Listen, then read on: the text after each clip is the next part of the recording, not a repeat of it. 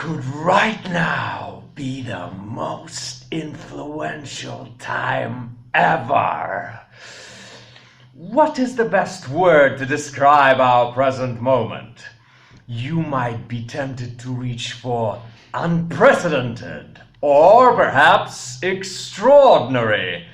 But here's another adjective for our times that you may not have heard before. Hingy. It may not be a particularly elegant term, but it describes a potentially profound idea that we may be living through the most influential period of time ever. And it's about far more than the COVID-19 pandemic and politics of 2020. Leading philosophers and researchers are debating whether the events that occur in our century could shape the fate of our species over the next thousands, if not millions of years. The hinge of history hypothesis proposes that we are, right now, at a turning point. Is this really plausible? The idea that those alive today are uniquely influential can be traced back several years to the philosopher Derek Parfit. We live during the hinge of history, he wrote in his book, On What Matters. Given the scientific and technological discoveries of the last 2 centuries, the world has never changed as fast. We shall soon have even greater powers to transform not only our surroundings, but ourselves and our successors. The hinge of history hypothesis has been gaining fresh attention in recent months. However, as academics attempt to address the question in a more systematic way. It began last year when the philosopher Will MacAskill of Oxford University posted an in-depth analysis of the hypothesis on a popular forum dedicated to effective altruism. A movement that aims to apply reason and evidence to do the most good. It sparked more than 100 comments from other scholars approaching the question from their own angle, and not to mention in-depth podcasts and articles, so MacAskill published a more formal version as a book chapter in honor of Parfit. As Vox Future Perfect's Kelsey Piper wrote at the time, the hinge of history debate is more than an abstract philosophical discussion. The underlying goal is to identify what our societies should prioritize to ensure the long-term future of our species, folks. To understand why, let's start by looking at the arguments that support the present moment's hinginess. First, there's the time of peril's view. In recent years, support has grown for the idea that we live at a time of unusually high risk of self-annihilation and long-term damage to the planet. As the UK's astronomer royal Martin Rees puts it, our Earth has existed for 45 million centuries. But this century is special. It's the first when one species, ours, has the planet's future in its hands. For the first time, we have the ability to irreversibly degrade the biosphere. Biosphere.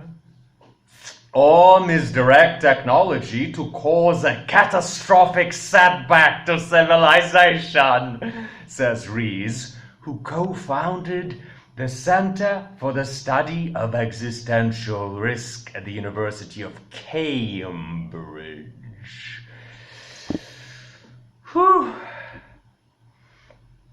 Those destructive powers are outstripping our wisdom, according to Toby Ord, one of McCaskill's colleagues at Oxford, who makes the case for reducing existential risk in his recent book, The Precipice.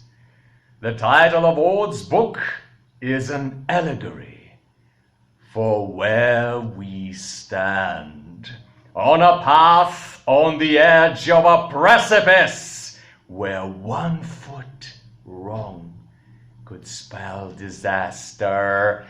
From this vertiginous point, we can see the green and pleasant lands of the destination ahead of us. A flourishing, far future. But first, we must navigate a time of unusual danger. Ord puts the odds of extinction this century to be as high as 1 in 6. In Ord's view, what makes our time particularly hingy is that we have created threats that our ancestors never had to face, such as nuclear war or engineered killer pathogens. Meanwhile, we are doing so little to prevent these civilization-ending events. The UN Biological Weapons Convention, which is a global ban on developing bioweapons like a super coronavirus, has a smaller budget than an average McDonald's restaurant.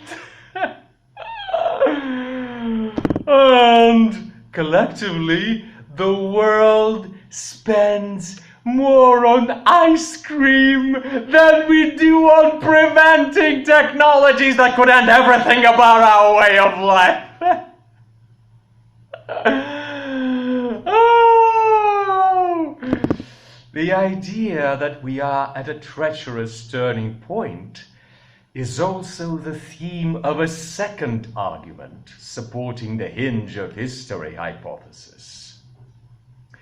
According to a number of serious researchers, there is the chance that the 21st century will see the arrival of sophisticated artificial general intelligence that could quickly evolve into a superintelligence.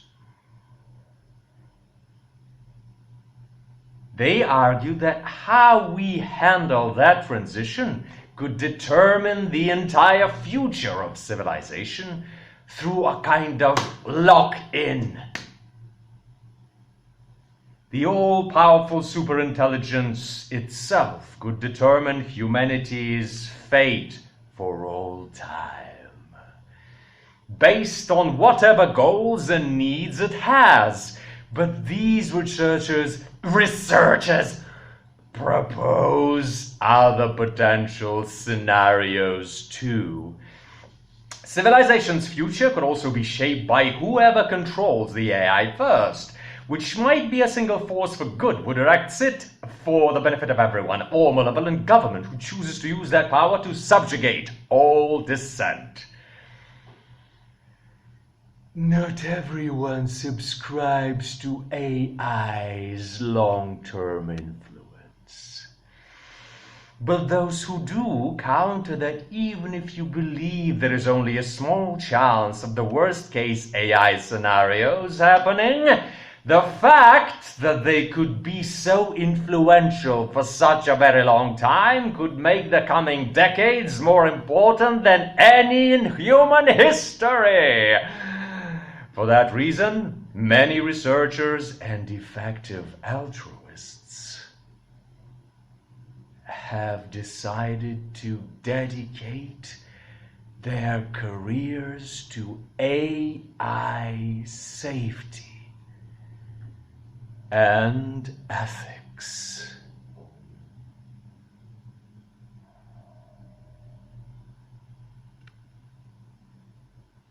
You could also assemble other evidence to support the hinge of history hypothesis.